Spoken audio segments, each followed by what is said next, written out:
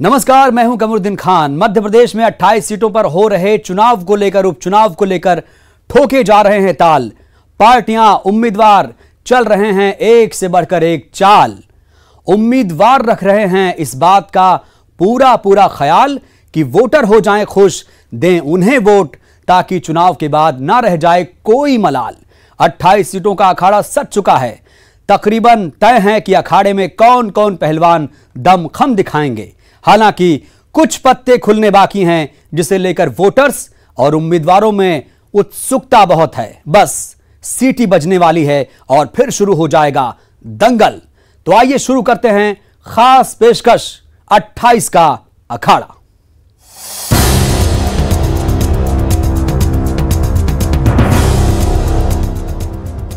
और सबसे पहले 28 के अखाड़े में इस वक्त की सबसे बड़ी खबर से आपको रूबरू कराएंगे। चुनाव प्रचार में बीजेपी अब जोर शोर से उतरने वाली है। आज बीजेपी चुनाव प्रबंध समिति की बैठक हुई जिसमें यह तय हुआ कि 28 विधानसभा क्षेत्र में बीजेपी वीडियो रथ निकालेगी। वीडियो रथ के जरिए सरकार की योजनाओं का प्रचार प्रसार होगा। इस बैठक में कार्यकर्ता सम्मेलन की भी समीक्षा हुई। इसके बाद यह बताया गया कि पार्टी उम्मीदवारों की सूची जल्द ही जारी की जाएगी। साथ ही बीजेपी का संकल्प पत्र भी जारी किया जाएगा। इसमें जो 2 अक्टूबर से 12 अक्टूबर तक मंडल सम्मेलन सभी 28 विधानसभाओं में चल रहे हैं। सभी हमारे केंद्र के और प्रदेश के नेताओं के प्रवास कार्यक्रम बने हुए हैं।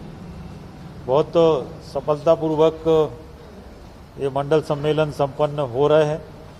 जो हमारी सरकार की, राज्य सरकार की और केंद्र सरकार की जो हमारी उपलब्धियां हैं, इन उपलब्धियों को वीडियो रथ के माध्यम से हम चुनाव तक, जनता तक पहुंचाने का काम करेंगे। पिछले 1.25 साल में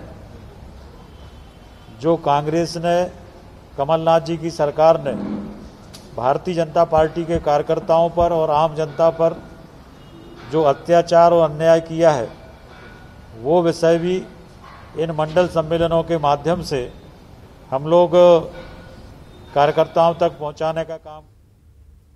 उधर कांग्रेस ने भी अब तक 4 सीटों पर उम्मीदवारों के नामों का ऐलान नहीं किया है। इस पर मध्य प्रदेश कांग्रेस प्रभारी मुकुल वासनिक ने कहा कि 4 सीटों पर उम्मीदवारों के नाम जल्द घोषित किए जाएंगे। 9 अक्टूबर से नामांकन शुरू होगा और समय रहते नामों का ऐलान कर दिया जाएगा। मुकुल वासनिक ने यह भी कहा कि बीजेपी क्या कर रही है, क्या नहीं, कांग्रेस के फैसले उस पर निर्भर नहीं करते। अभी चुनाव आयोग ने तो सिर्फ चुनाव की तारीख का ऐलान किया है। 28 सीटों पर चुनाव जो होगा उस पर 24 प्रत्याशियों का नाम तो हमने पहले ही घोषित कर दिया है। अभी 9 तारीख से नामांकन पत्र भरने का समय शुरू होगा। समय रहते हुए ये बाकी के 4 सीटों पर भी हम नामों को घोषित कर देंगे। भाजपा का इंतजार कर रहे हैं। भाजपा ने अब तक पत्ते ही नहीं खोले, एक भी। आप कांग्रेस तो 24 सीटों पे अनाउंस कर चुकी है, लेकिन भाजपा ने तो एक भी सीट पे अनाउंस नहीं किया। तो इंतजार किया जा रहा है कि बाकी 4 सीटें वो अपने पत्ते खोल दें, उसके बाद ही आप भी करें। भारतीय जनता पार्टी क्या कर रही है, क्या नहीं कर रही है, उसके ऊपर हमारे फैसले कोई निर्भर नहीं करते हैं। हम हमारे फैसले हमारे अपने ही सभी साथियों के साथ विचार विमर्श करके करते हैं।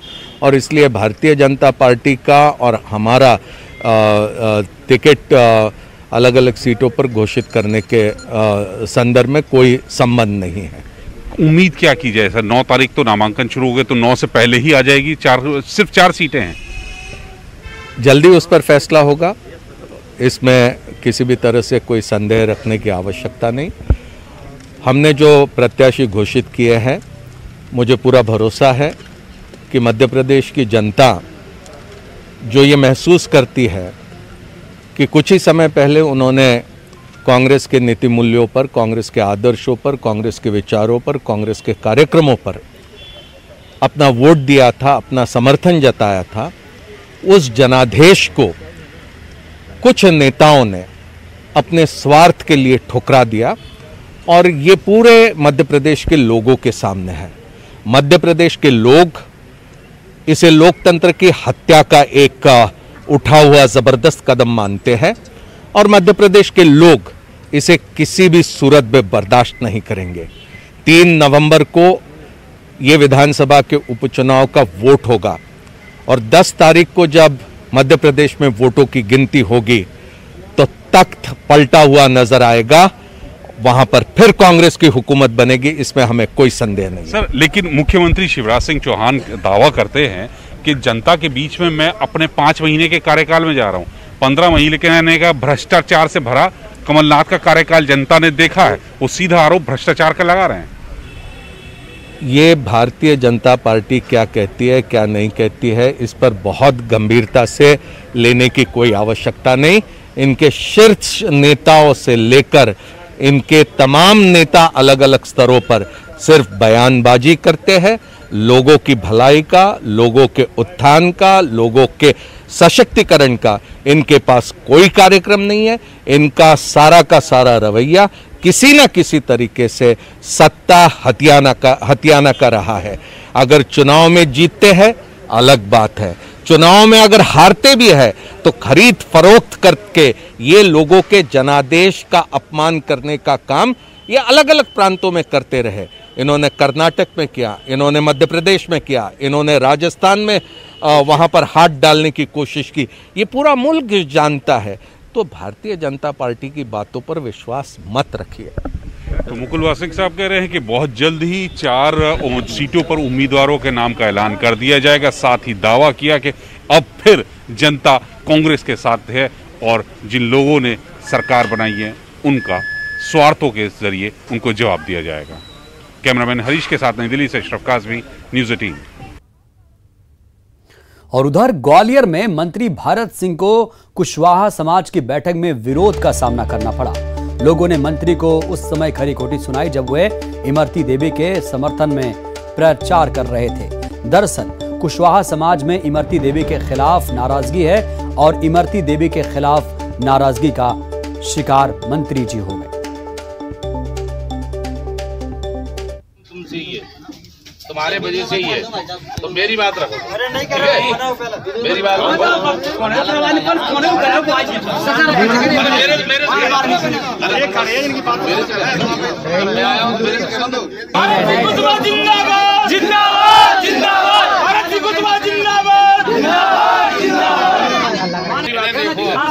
जब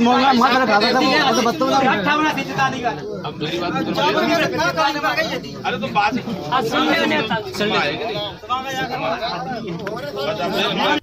वोट कमाए क्या पैसा कमाए? मंत्री होते हुए क्या बताऊं?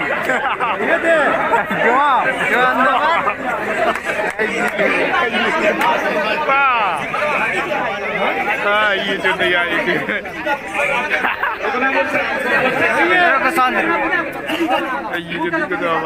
मंत्री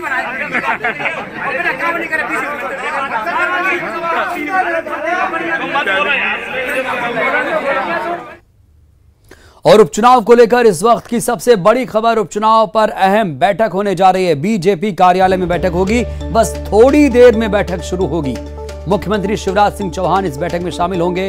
प्रदेश अध्यक्ष वीडी शर्मा भी मौजूद रहेंगे। इसके अलावा मंत्री भूपेंद्र सिंह भी बैठक में शामिल होंगे।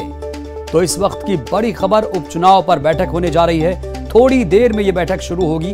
सीएम शिवराज सिंह चौहान भी इसमें रहेंगे, वीडी शर्मा मौजूद रहेंगे और भूपेंद्र सिंह भी बैठक में शामिल होंगे। ज्यादा जानकारी के साथ हमारे संवाददाता शरद श्रीवास्तव जुड़े हैं। शरद, इस बैठक को लेकर क्या ताजा जानकारी, क्या मकसद है बैठक का? देखिए, मकसद तो यही है कि बीजेपी के जो अधिकृत तौर पर उम्मीदवारों की सूची जारी होनी है उसको लेकर कहीं ना कहीं मंथन किया जाना है।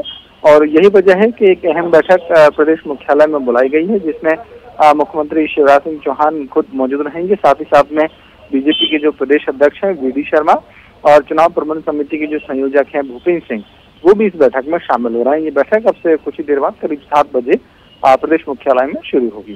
जी, लाख टके का सवाल शरद यही है कि भाई जो सूची है वो कब उसका ऐलान होगा? हर कोई इसका इंतजार कर रहा है, वोटर हैं, उम्मीदवार हैं, हर कोई इसका इंतजार कर रहा है कि उम्मीदवारों का ऐलान कब और कब होगा। देखिए, केवल अधिकृत तौर पर सूची जारी भर होनी है बीजेपी की प्रत्याशियों की, लेकिन बीजेपी के प्रत्याशी होंगे कौन, ये लगभग साफ है, स्पष्ट है कि 25 वही चेहरे उम्मीदवार होने जा रहे हैं जिन्हें कांग्रेस से जो इस्तीफा देकर बीजेपी में शामिल हुए हैं। इस बात की पूरी संभावना है। केवल 3 सीटें ऐसी हैं जिनको लेकर मंथन हो सकता है कि पार्टी को ज्यादा करना पड़े, लेकिन बाकी के जो 25 चेहरे हैं वो लगभग बीजेपी के साथ हैं। चलिए, बहुत बहुत शुक्रिया शरद आपका अपडेट देने के लिए। तो एक बड़ी बैठक उपचुनाव को लेकर, इसमें शिवराज सिंह चौहान, बीडी शर्मा और मंत्री भूपेंद्र सिंह मौजूद रहेंगे। और एक वायरल वीडियो की बात करते हैं जिसके आधार पर बीजेपी नेता बिसाहूलाल सिंह पर कांग्रेस ने नोट बांटने का इल्जाम लगा दिया। कांग्रेस का कहना है कि वायरल वीडियो में वो लोगों को नोट बांटते नजर आ रहे हैं।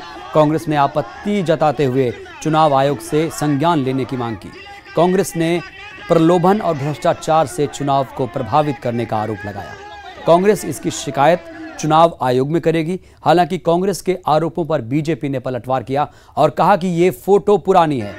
बच्चियों के कलश में उन्होंने 100 रुपए डाले थे, लेकिन अब पुराने फोटो को लेकर सियासत तेज हो चुकी है। उधर नरोत्तम मिश्रा जो गृह मंत्री हैं, उन्होंने कहा कांग्रेस पर निशाना साधा और इसे फेक यानी फर्जी वीडियो बताया। भारतीय जनता पार्टी के उम्मीदवार बिसाहूलाल जी अनूपपुर में जिस तरह से नोटों की गड्डियां लेके लोगों को बांट रहे हैं, ये भयानक आपत्तिजनक कार्य है। चुनाव आयोग को तत्काल इसका संज्ञान लेना चाहिए। जो वीडियो जो उनका वायरल हो रहा है, जो तस्वीरें सामने आ रही हैं, उसमें वो 100 रुपये के नोट की गड्डियां लेकर मतदाताओं को बांटते हुए दिखाई पड़ रहे हैं। प्रलोभन के माध्यम से, भ्रष्टाचार के माध्यम से चुनाव को प्रभावित करने की ये जो कुटिल चाल है, ये बेनकाम हो गई है। ये वही है, ये कांग्रेस का जो है सारा का सारा फेक न्यूज, फेक वीडियो सब उन्हीं का है। कभी की कोई बात कहीं चुपकाते हैं। अरे भाई, चुनाव लड़ो ना सामने आके। बिसाहूलाल जी बहुत लोकप्रिय नेता हैं और कोई पहली बार चुनाव नहीं लड़ रहे हैं। उनका पूरा जीवन चुनाव लड़ते हुए गया है। आधा दर्जन बार से अधिक विधायक मंत्री रहे हुए हैं, काफी सालों तक मंत्री रहे वो। तो इस तरह का जो है ये अच्छा नहीं है। वहीं मंत्री बिसाहूलाल सिंह का कहना है कि उन्होंने परंपरा के तहत बच्चियों को कलश उठाने पर पैसे दिए थे और बताया कि ये मंत्री बनने के बाद का वीडियो है। यहाँ पे विधायक बना और इसके बाद मंत्री भी बना। हमेशा मेरा ग्रामीण अंचल का दौरा होता है और गांव वाले, यहाँ के बच्चे बच्चियाँ, पूरे गांव वाले कलश लेके मेरा स्वागत करते हैं। अभी मंत्री बना तो उसमें भी मेरी कई शासकीय दौरा हुआ और जहाँ गया उसमें सैकड़ों, कहीं 10 जगह 10 लोग, कहीं 20 लोग कलश लेके खड़े रहते हैं स्वागत करने के लिए। आचार संहिता लगी नहीं थी उस समय। मैंने किसी को 10 रुपया, किसी को 100 रुपया करके बच्ची जो खड़े रहे उनको सबको दिया, क्योंकि वो कलश लेके खड़े हैं। और भारतीय जनता पार्टी की परंपरा है कि सबसे पहले कन्या पूजन होना चाहिए, इसके बाद कार्यक्रम शुरू किया जाए। तो ये जो 100 रुपया क्या जो वायरल हो रहा है, ये हमेशा हमारे जिला की परंपरा रही, मेरी परंपरा रही। जब भी गांव में जाता हूँ ये तो सब लोग प्राथमिक स्वागत करते हैं। बच्चियाँ कलश लेके खड़ी रहती हैं तो उनको 100-100, 50 रुपये जो भी होता है उनको अपन देते हैं। ये कोई बहुत बड़ी बात नहीं है। आचार अगर आप देखें तो चुनाव आचार संहिता लगने के पूर्व या कि पहले भी जब भी किसी गांव में आप लोग भी जाते होंगे तो बच्चियां खड़ी रहती हैं तो उनको 100-50 रुपये देते रहते हैं। इसमें काहे का आचार संहिता का उल्लंघन। और ये सब पूर्व के फोटो हैं। कांग्रेस के पास इसके अलावा कोई चारा है नहीं। उनको मालूम हो गया है कि हम चुनाव हार रहे हैं, कोई कंपटीशन रह नहीं गया, को नंबर पे नहीं है। और कांग्रेस के जिलाध्यक्ष को भी मालूम है कि 3 तारीख तक के अध्यक्ष है, तो उसके बाद कहा गया था अखिलेश सिंह अध्यक्ष हो जाएगा। तो सब अपने अपने जुगाड़ में लगे हैं कि किसी तरह से हमारा बचा रहा है कुर्सी। चुनाव तक की पार्टी है, उसके बाद कोई पार्टी नहीं। 28 के अखाड़े में वक्त एक छोटे से ब्रेक का। ब्रेक के बाद हाजिर हूं। कांग्रेस उम्मीदवार प्रेमचंद गुड्डू ने प्रशासनिक अधिकारी और बीजेपी के नेताओं पर नकली मतदाताओं के नाम सूची में जोड़ने का आरोप लगाया है। प्रेमचंद गुड्डू का आरोप है कि इंडेक्स मेडिकल कॉलेज के अंदर बीएलओ ने करीब 2000 फर्जी मतदाताओं के नाम सूची में जोड़े। गुड्डू ने इसकी शिकायत चुनाव आयोग और खुड़ेल थाने में भी की है। इतवार को कर क्या रहे थे वहाँ पे? किसने आरोप लगाया? नाम बताओ। मैं सिर्फ पूछा है वहाँ पे। बीजेपी से जुड़े हुए लोग बताया। बीजेपी से जुड़े हुए तो लगा बताएंगे सही, वो तो बलात्कारी बता देंगे, वो तो कुछ भी बोल देंगे। ये तो तुलसीराम सिलावट से पूछो, उसके दोस्त सुरेश भदौरिया से पूछो कि इतवार को छुट्टी थी जब 15 अधिकारी बैठ के वहाँ वेरीफाई रंगे हाथ पकड़ा है। वो वेरिफिकेशन ये आइडेंटिफाई करते जा रहे थे, पटवारी आरआई उसको क्लियर करते जा रहे थे और बीएलओ उसको नाम जोड़ते जा रहे थे।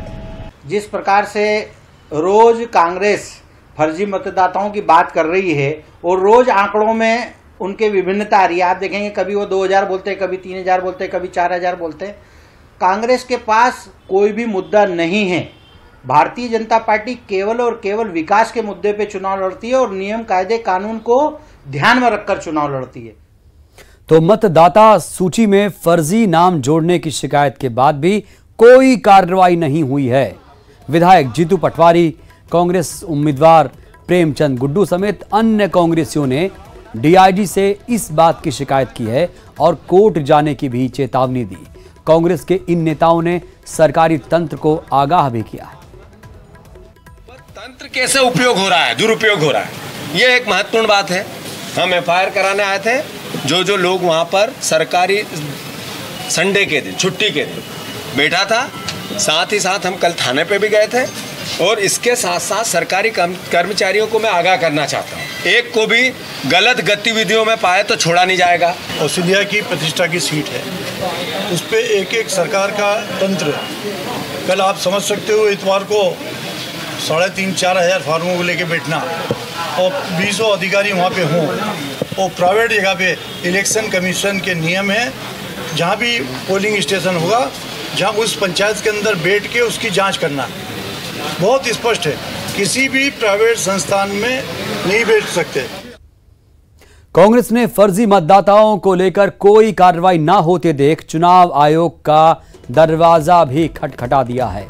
कांग्रेस ने सांवेर सीट पर मतदाता सूची में फर्जी नाम जोड़ने की शिकायत चुनाव आयोग से भी की। कांग्रेस ने कहा कि बीजेपी के संभावित प्रत्याशी तुलसी सिलावट के इशारे पर फर्जी नाम जोड़े जा रहे हैं। कांग्रेस कमेटी की ओर से हमने आज चुनाव आयोग को शिकायत की है कि अनूपपुर विधानसभा में हो रहे उपचुनाव में भाजपा प्रत्याशी प्रदेश के मंत्री श्री बिसावलाल सिंह द्वारा सरेआम खुलकर नोटों बांटे जा रहे हैं, नोटों का वितरण किया जा रहा है। हाथ में 100-100 की नोटों की गड्डियां हैं, नए नए नोट हैं और वो इस तरह बांट रहे हैं। वहां पर नोट बांट कर वह मतदाताओं को प्रलोभित कर रहे हैं और नोट के बदले में वोट मांगने का काम कर रहे हैं, जो कि आचार संहिता का उल्लंघन है, निश्चित रूप से एक करप्ट प्रैक्टिस है। इसलिए हमने चुनाव आयोग से मांग की है कि बिसावलाल सिंह को चुनाव लड़ने से प्रतिबंधित किया जाए और उन्हें तत्काल मंत्री पद से हटाया जाए। दूसरी शिकायत हमने एक और की है कि सांवेर विधानसभा क्षेत्र में कल तुलसीराम सिलावट ने करीब 3000 मतदाताओं के फर्जी तरीके से मतदाता सूची में नाम जुड़वाए हैं। उसके संबंध में जिन लोगों द्वारा कार्रवाई की गई है, जो छुट्टी के दिन एक निजी अस्पताल में बैठ कर काम कर रहे थे, उनके नाम हमने चुनाव आयोग को दिए हैं और हमने उनके विरुद्ध भी शिकायत की है कि उन पर भी कार्रवाई की जाए। उधर सांवेर में आदर्श आचार संहिता के उल्लंघन के मामले में 2 कारें जब्त की गई। इन कारों से कांग्रेस की प्रचार सामग्री पहुंचाई जा रही थी। चिमली फाटा पर वाहनों की चेकिंग के दौरान दोनों कारों की तलाशी के दौरान कांग्रेस के झंडे, बैनर और पंपलेट पाए गए, जिसके बाद सांवेर पुलिस ने दोनों कारें जब्त कर ली। पूरे पैमाने पे सरकारी मशीनरी पूरी तरीके से तैयार है। गड़बड़ करने पे आप देख रहे हैं किस तरीके से साड़ी बटी है, किस तरीके से कलश बटे हैं और किस तरीके से भोजन भंडार, साड़ी और सब चीज़ें यहाँ पे बांटी जा रही है। उनके खिलाफ कोई कार्रवाई नहीं। हमारी गाड़ी में पर्चा रखे तो हमारी गाड़ी जरूर जब्त होगी, लेकिन वो साड़ी और घड़ी वो तमाम सामग्री वो बांट रहे हैं, उनकी गाड़ियाँ जब्त नहीं हो रही है। ये खुला प्रशासन का दुरुपयोग सामने आ रहा है। निश्चित रूप से रायसेन और उज्जैन की 2 गाड़ियां जिसमें कांग्रेस की प्रचार सामग्री प्रशासन ने जब्त करी है और पुलिस उस पर कार्रवाई भी कर रही है। जिस प्रकार के वीडियो फुटेज और जानकारी प्राप्त हुई है, मुझे लगता है कि प्रेमचंद गुड्डू जी धनबल और बाहुबल के आधार पर चुनाव लड़ना चाहते हैं। उपचुनाव की तारीखों के ऐलान के बाद बीजेपी ने अपने 4 राष्ट्रीय पदाधिकारियों को मैदान में मोर्चा संभालने के लिए उतार दिया है। बीजेपी के ये स्पेशल 4 3 नवंबर तक मध्य प्रदेश में सक्रिय रहेंगे। स्पेशल टीम के ये 4 सदस्य कैलाश विजयवर्गीय, लाल सिंह आर्य, ओम प्रकाश धुर्वे और सुधीर गुप्ता हैं। कैलाश विजयवर्गीय मालवा में तो लाल सिंह आर्य ग्वालियर चंबल में सक्रिय रहेंगे, तो वहीं ओम प्रकाश धुर्वे को आदिवासी मतदाताओं को साधने की जिम्मेदारी सौंपी गई है। देखिए, चारों लोगों के कार्यक्रम बनाए गए हैं। माननीय कैलाश जी मंडल सम्मेलनों में सब जगह पहुंच रहे हैं। कल उनका कार्यक्रम था, फिर 9 और 10 को फिर वो कार्यक्रम करेंगे। लाल सिंह जी जो ग्वालियर चंबल संभाग में 16 सीटें हैं, सभी 16 सीटों पर उनका कार्यक्रम है और वहाँ पर विशेष रूप से जो उनको राष्ट्रीय अध्यक्ष बनाया गया है, तो उन सभी क्षेत्रों में अनुसूचित समाज के द्वारा उनका सम्मान का कार्यक्रम रखा गया है। तो माननीय लाल सिंह आर्य जी का सभी तकरीबन हर चुनाव में कुछ ऐसे उम्मीदवार होते हैं जो किसी ना किसी कारण से चर्चा में रहते हैं। मंत्री प्रद्युम्न सिंह तोमर भी कुछ ना कुछ ऐसा जरूर करते हैं कि चर्चा का विषय बन जाते हैं। ग्वालियर में मंत्री जी ने बच्चों के साथ क्रिकेट खेला। मंत्री जी ने चुनाव प्रचार के दौरान बच्चों के साथ बल्लेबाजी में हाथ आजमाया। बच्चों से घिरे मंत्री जी ने अच्छे शॉट्स लगाने की भरपूर कोशिश की। अभी कल ही मंत्री जी को मजदूर के पैरों में सिर रखकर वोट मांगने का वीडियो भी वायरल हुआ था।